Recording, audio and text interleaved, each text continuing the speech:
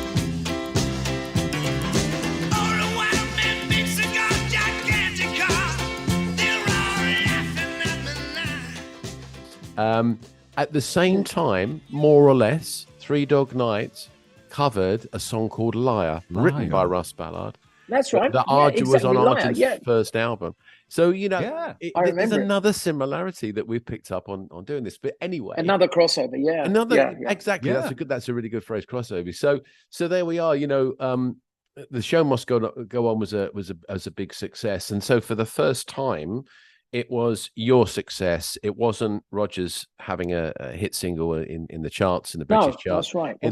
This was you. So this was the beginning of your fantastic Can I tell you a career. funny story linked with that? Please. Can I tell you a funny story? So I'm sitting on the plane going to America. We're off to our first tour of the States. And I'm livid. I'm absolutely livid. Someone has stolen my song. So I'm chatting away with my ex-wife, Janice. We're sitting in the row in first class. And the guy sitting in front of us is from ABC Dunhill Records. And he turned around and he said, I'm the guy who stole your song. No way. Because I didn't understand. Adam had never explained to me. It's a bit like having parents who never tell you the facts of life, right? He'd never explained to me publishing and how it works, and the fact that if you get a record, covered by a big band like Three Dog Night, and it's going to go into the charts, it's going to be something huge. It's money. I didn't realize that. I thought that the bastards had just thieved my song. And I was even more livid because basically, sorry, earphone fell out, but it shouldn't affect it. I was more livid because they changed the words to "We must let the show go on," and I was singing "We won't let the show." The whole idea of the song was, anti-show business. Yeah, I don't want to be here, and so it's like you're doing all these demo shows, all the wild men, big cigars for the audience, and I was singing "I won't let the show," and they were singing "Baby." They wanted it was all show business, their version. We must let the show go on. But it was a massive hit. It was a massive hit. But it was a massive hit. Yeah. It really went up the charts, and in some of the independent charts, it actually went to number one. And it was fantastic. I used to get people come to me when I did the first shows. Of course, I was dressed in the Pierrot makeup, the white face, in America, and nobody knew what I looked like. Normally, because there were very few photographs around. That's another story, but we won't get into that. But the funny thing is, I eventually met Three Dog Night at the Troubadour in LA. They came to the show. Bruce Johnson of the Beach Boys was the producer of that record, and he was friends with all of them. And he came and introduced me to the band as the middleman. And Bruce is a lovely fella. And so he said, "Look, they want to meet you, Denny and all the boys from Three Dog Night." And I said, "Oh, them."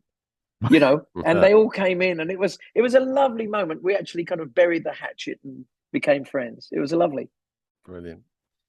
That was really, really amazing. But yeah, it's lovely to see that Three Dog Night took one of your songs and also took one of Russ's songs, and both became big hits. I mean, Three Dog Night was just a big act in the States.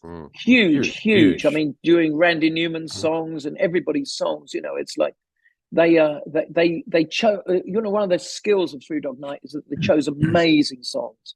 It's a bit like paid off. Elvis chooses his song, and it paid off. So these are great songs that they brought to the party. Mama Told Me Not Come. Think of all those songs. Amazing. And then again, you went back to the studio, and you couldn't stop recording. It seems like you couldn't stop recording. Well, during our first American tour, we started on the second album. It's a little known fact, but the acoustic guitarist and one-man band is Ry Cooder. No. I mean, Adam got some American musicians together. Didn't tell me, and he got them to lay down the basis of the hit song, one-man band. So that's Ry playing guitar.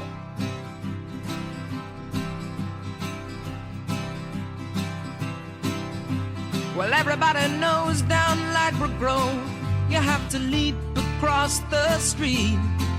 You can lose your life under a taxi cab. You gotta have eyes in your feet. You find a nice soft corner and you sit right down, take up your guitar and play. But then the lawman comes, says move along, and so you move along all day. Well, I'm a one-man band, Is there anybody out there wanna lend me a hand to my one-man band?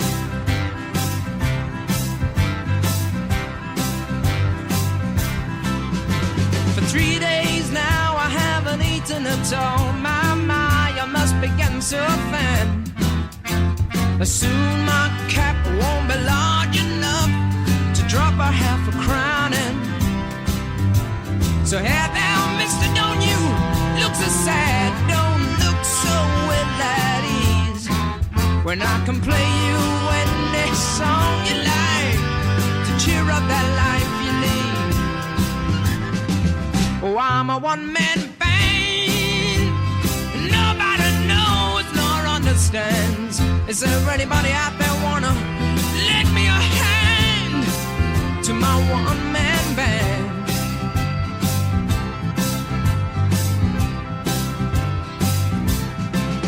And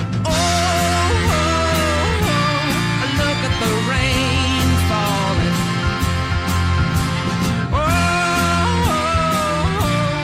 Look at it rain. Oh, look at it rain.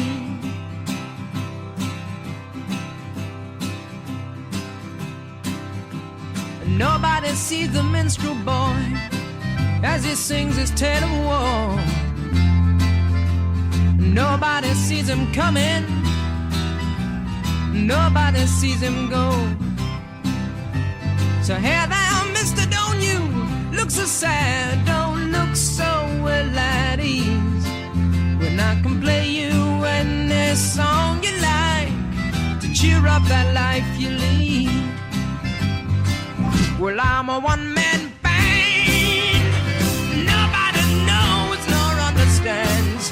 Is there anybody out there wanna lend me a hand to my one-man band?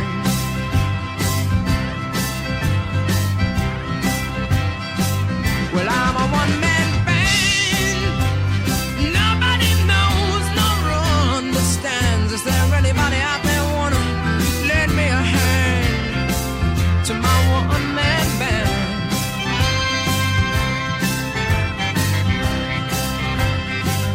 Oh, I'm a one-man band, I'm just a one-man band. Well, it's And funny. I never knew until later, you know.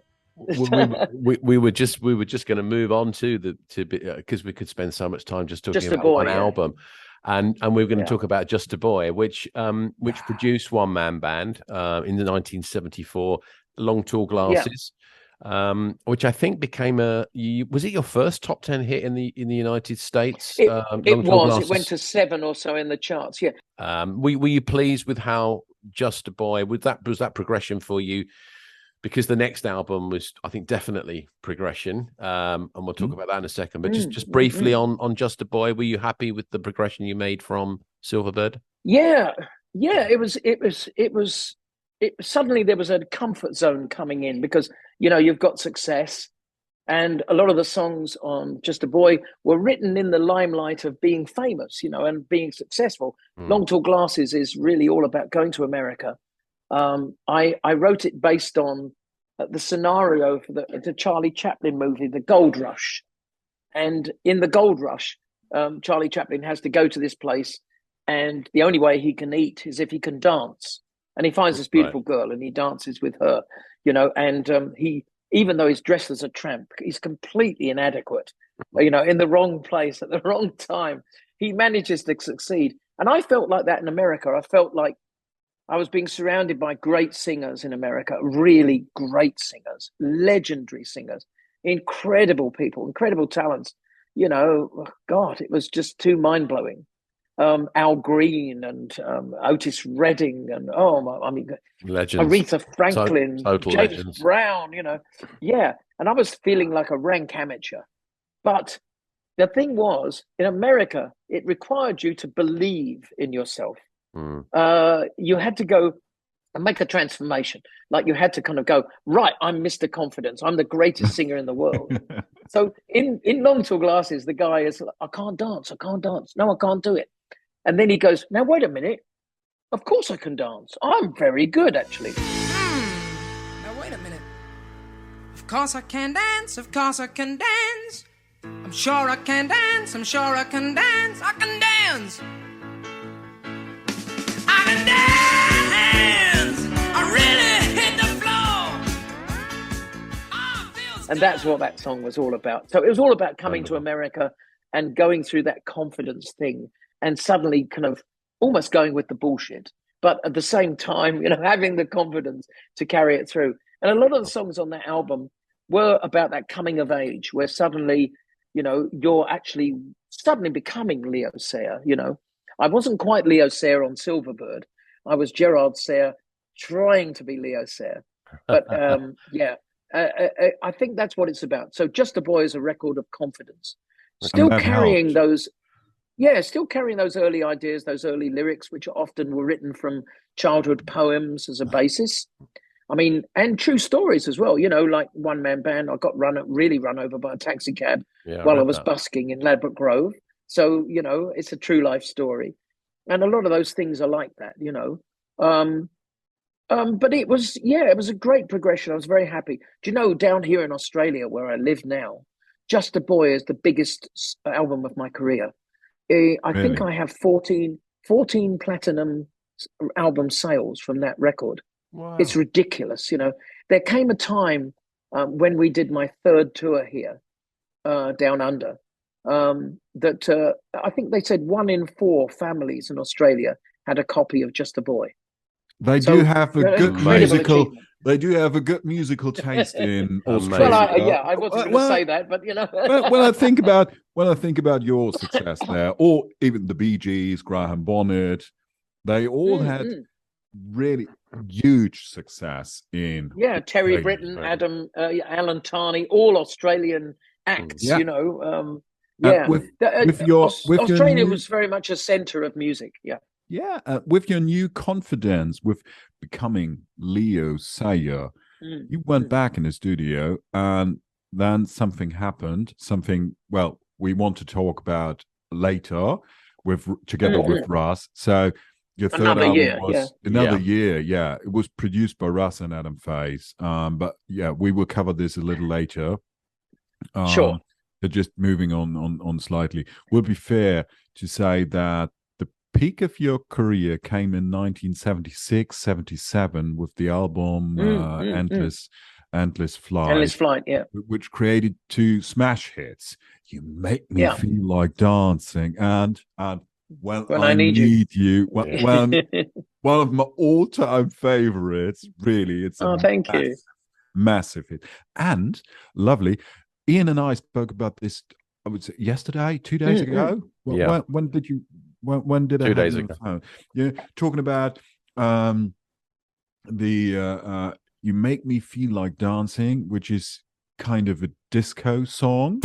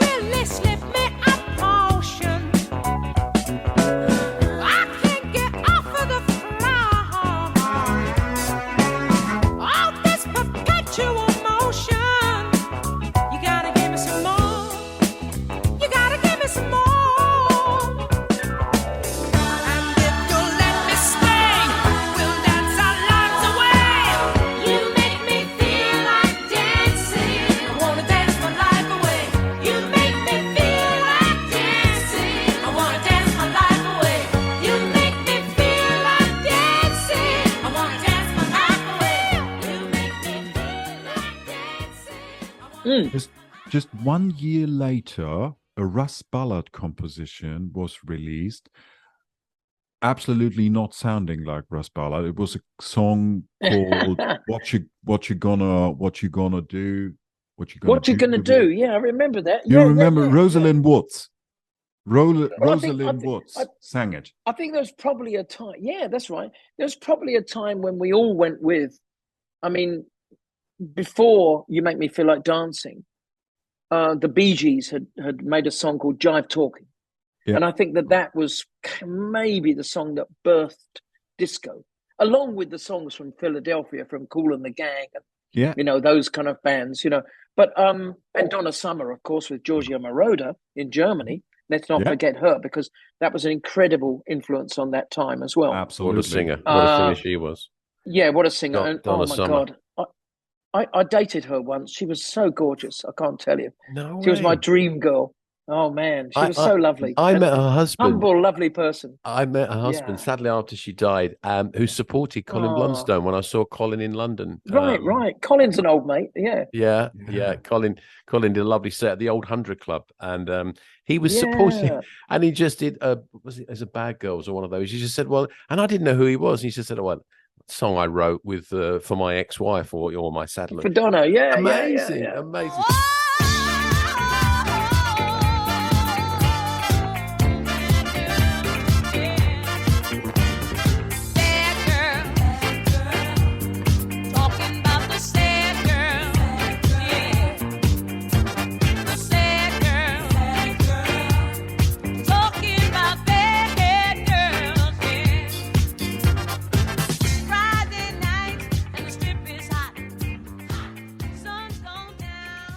Anyway, sorry. No, we small world. Yeah, no, that's cool. I think what happened with me is I made, of course, 3 albums. We're going to go back and talk to Russ about another year. Yeah. David Courtney was involved in the first 2 and not involved in the third one, and that was very much about me writing with Frank Farrell, now replacing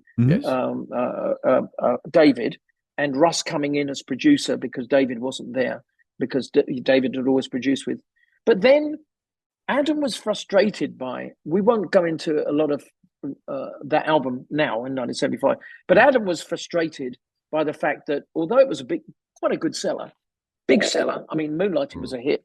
Yeah. For him, it was unsatisfactory because he knew after Long Tall Glasses had been a massive hit there, and after the effect of the Roger Daltrey effect on my career, when I went to America, they were gagging for me to do something out there that would really be an American record. So this was the discussion going on. I've got to take you to the States, Adam would say, and who are we going to get to produce? Now, I wanted to go with Tom Dowd had produced Atlantic Crossing. He was part of the Armitage to Gun, Jerry Wexler, Tom Dowd, all of that alumni. And I really wanted to work with Jerry Wexler, who'd done Aretha and all these amazing soul records. And soul was in my heart at that time. But he came up with Richard Perry, and I went, Richard Perry, right? Okay, it's really pop. It's not about this time I should be really branching out, feeling my soul, and doing some really sort of progressive music. Doing something really groovy, bluesy, R&B, soul. And of course, Adam didn't see it quite like that. And Richard had been to see me at the Troubadour back in 1974. Was highly impressed. Really wanted to produce me. So Adam kind of told me a white lie. He said, I went to Jerry because he wasn't interested.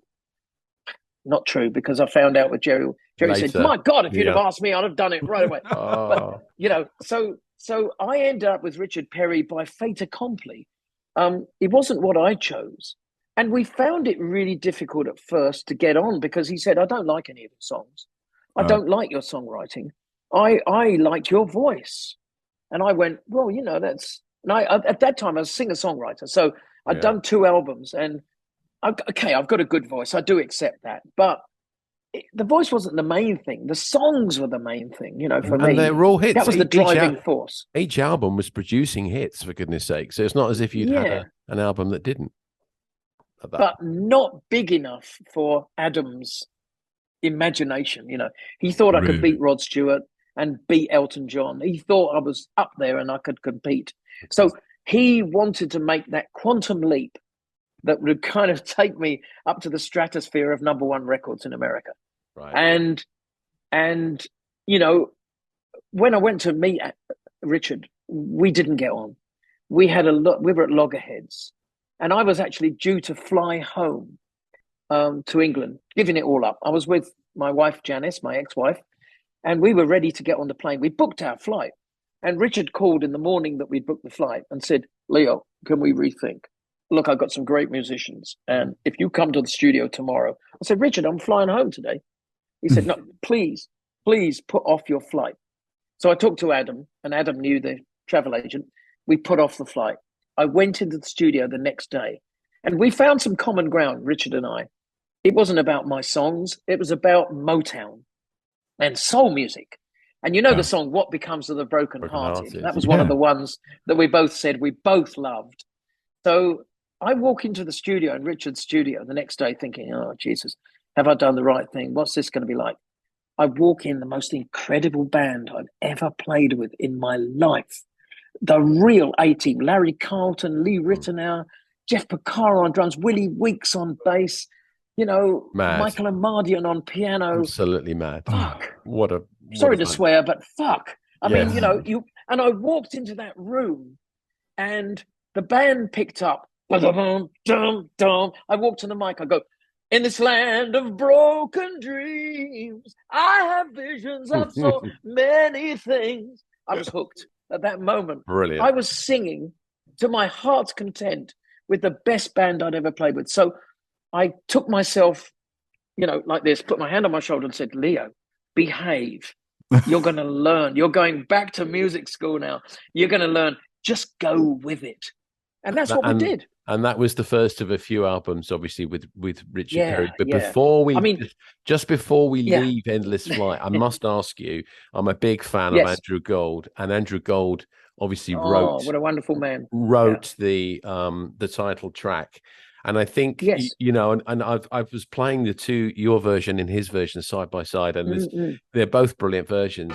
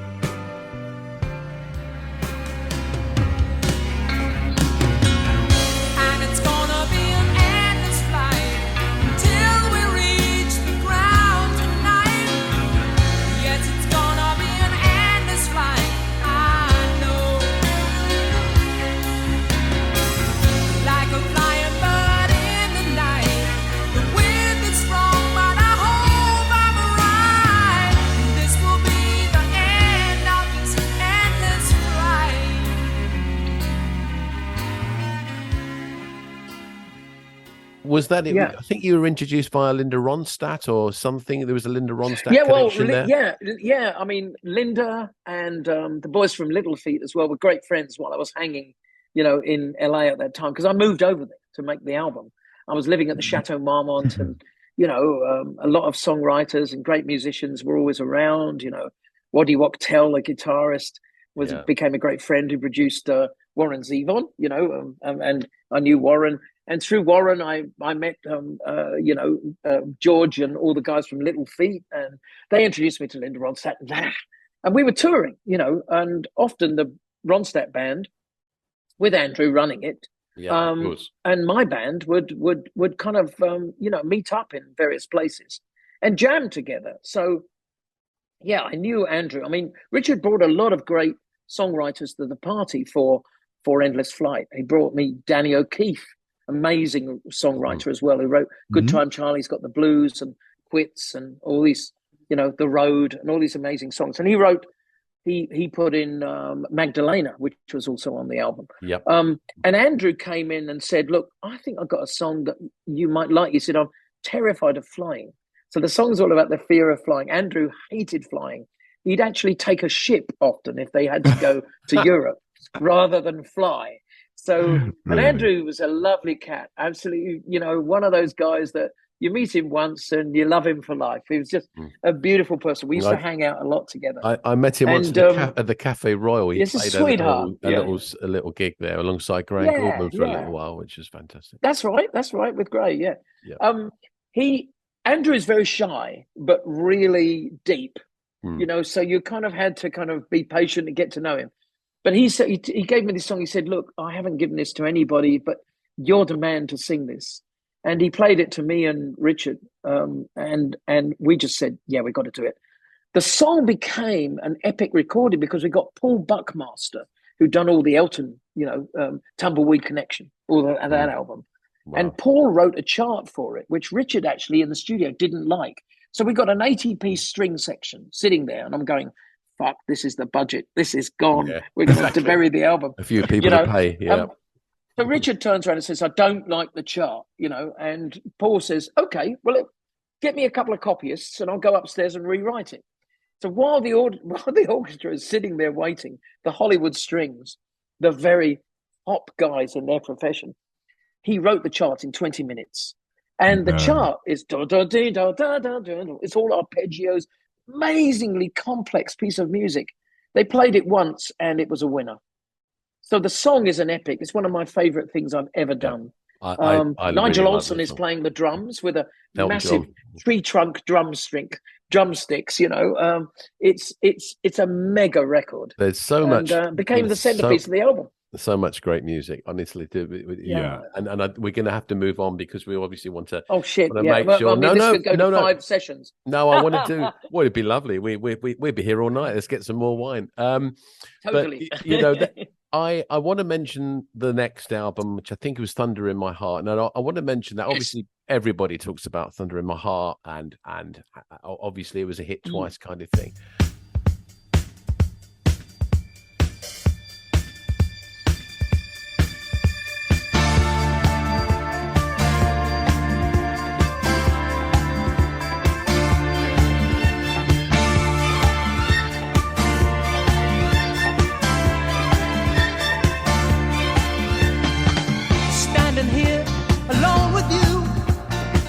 Wondering what it is that I'm supposed to do. There you are.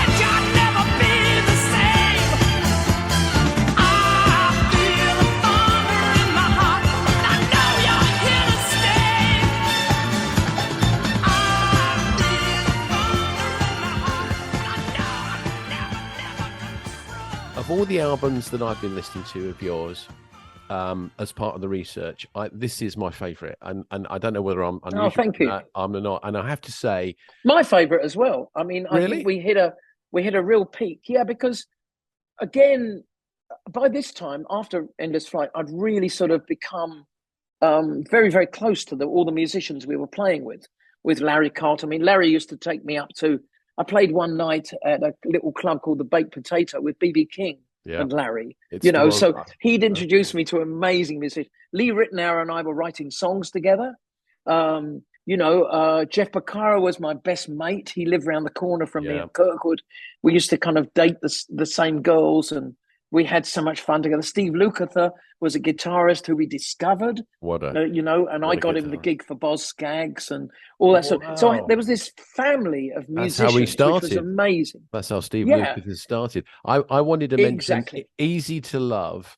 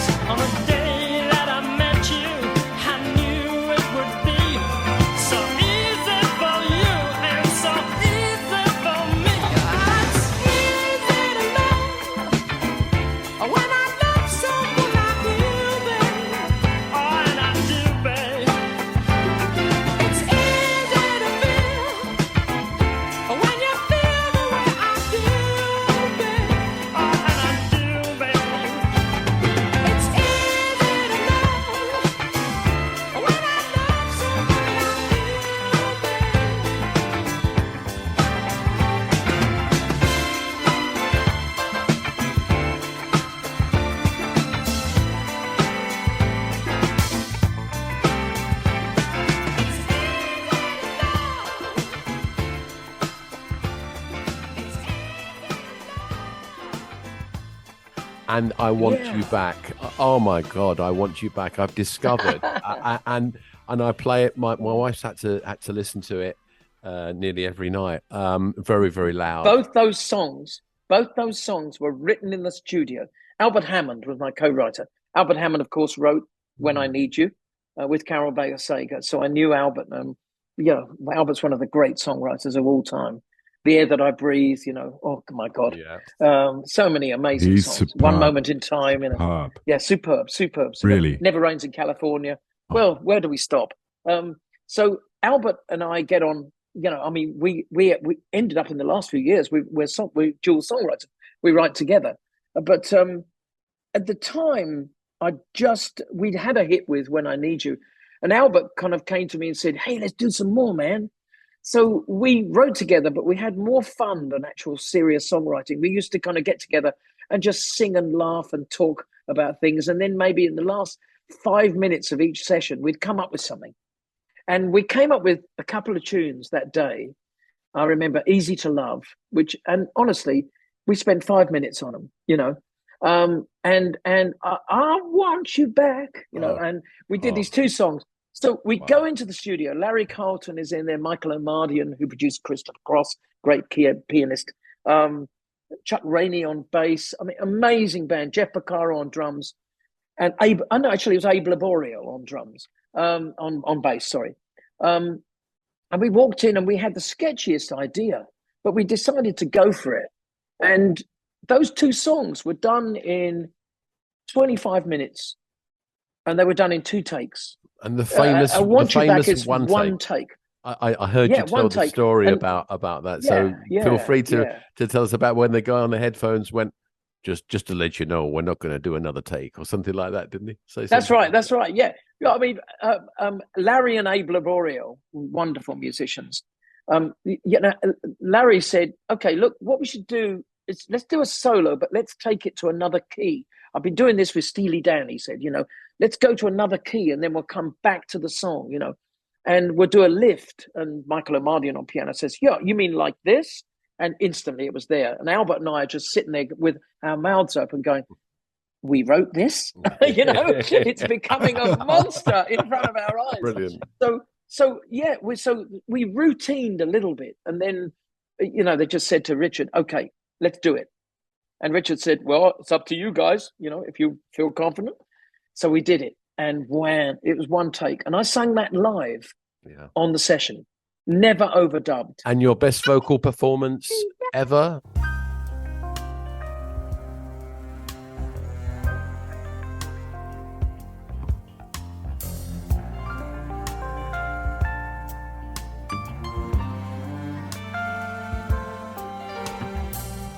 I thought I could live without you. I thought I could get along, but I never realized how I could be so wrong. Was I a fool to leave you, or was I a fool to let you go? It doesn't seem to matter much now, baby. I should have never let you go.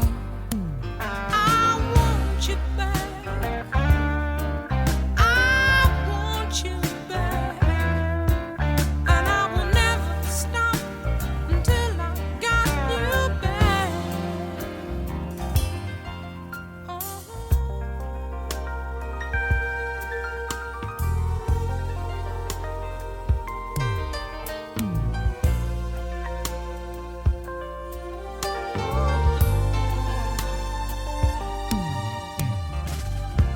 I wander the roads where we used to walk, and lots of people pass by. They all look like they're in love. Everybody but me. I see your face in a crowd. I hear your voice everywhere I go.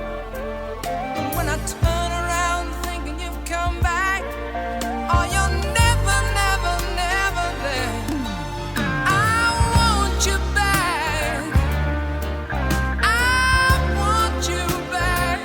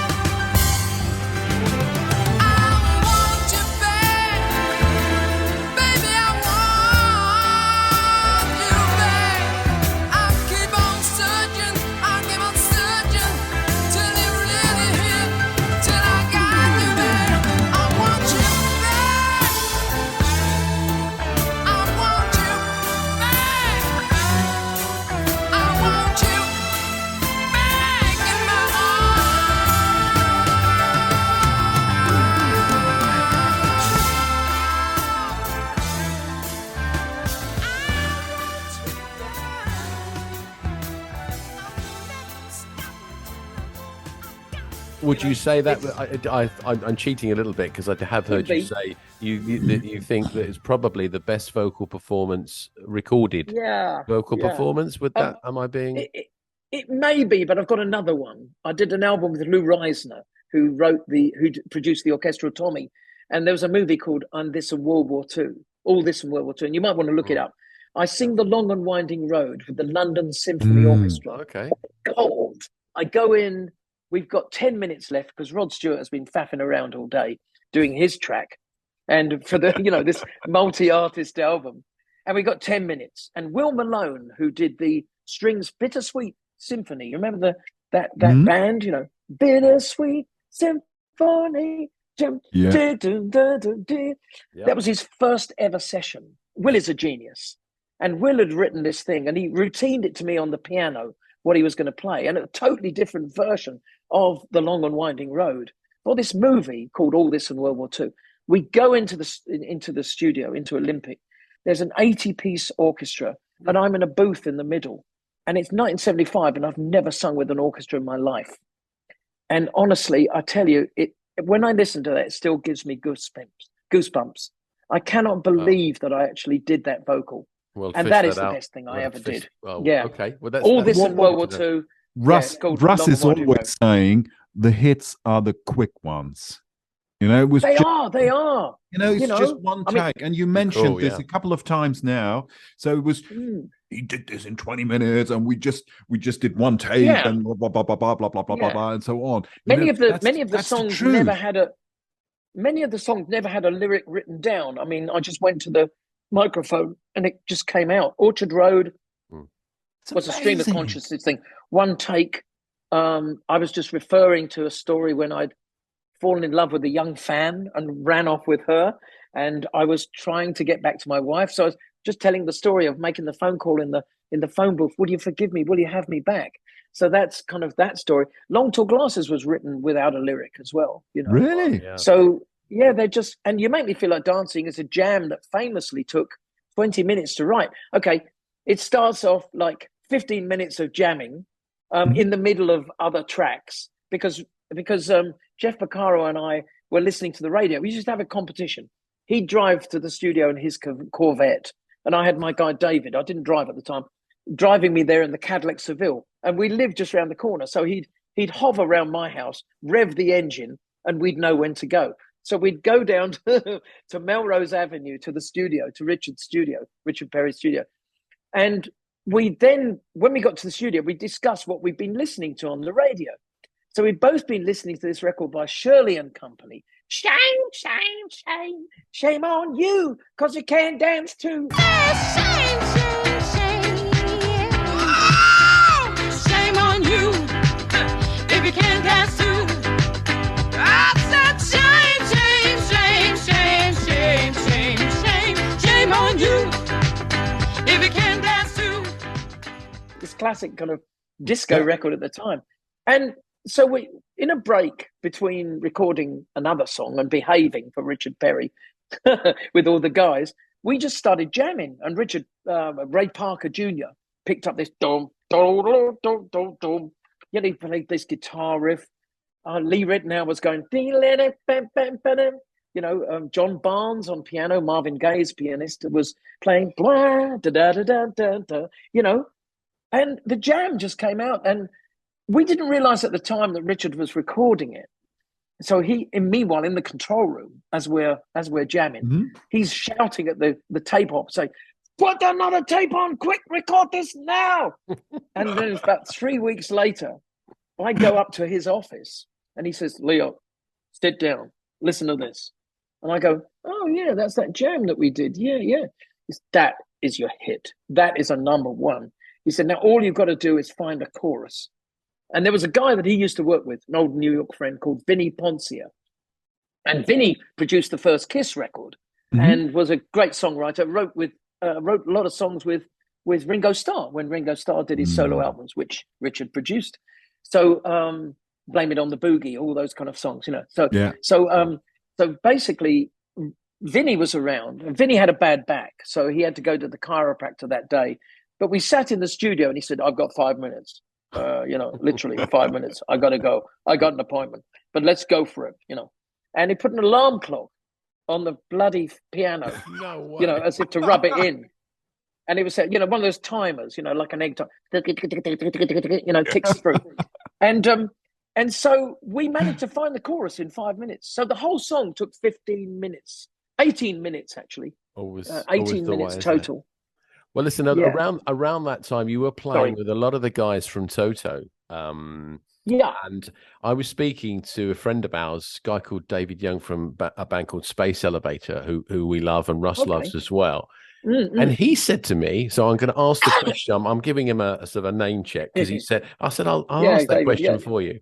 And he said to me, there's a wide rumor that Toto, or all the guys in the studio, asked you to be their lead singer during those sessions or around that time.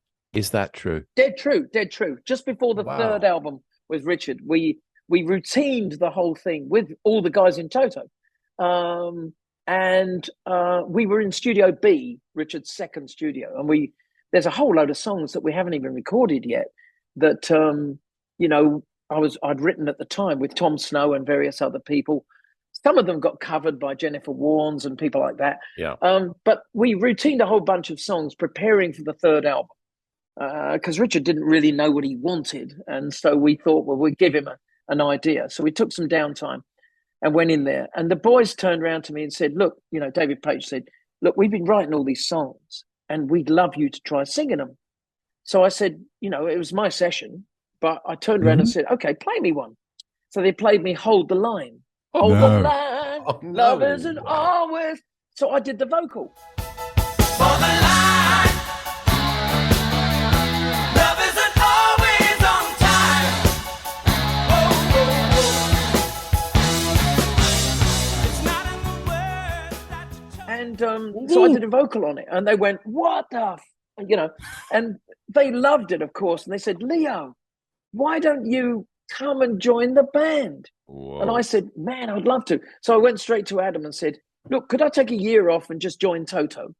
Because I love these guys so much, and they were all my best buddies, and they were mad and completely up my street. And I always wanted to be a rock singer anyway, for fuck's sake. So why not, So here was I kind of singing with this wonderful, wonderful band. But of course, it didn't come off because the contract I had with Warner Brothers would have precluded it. It just never would have worked. But it's something that we parked. And every time I saw the guys after that, they always said, "Yeah, we nearly got you." Lukather would always come to me and say, "You should be my singer, really. Come on." And there's an irony in this now because I'm getting ovations from the Ringo Starr band to join them as a guest singer, which I might do if I've got the time and if I'm in America at the right time. And Lukather's in the band, of course, and he's the one pushing for it. So he says, says Ringo, you got to get Leo, so it's fun. Greg Rowley, I've seen that band, saw them. Great band, absolutely. Yeah, Richard Paich, all those guys, fantastic. Absolutely brilliant.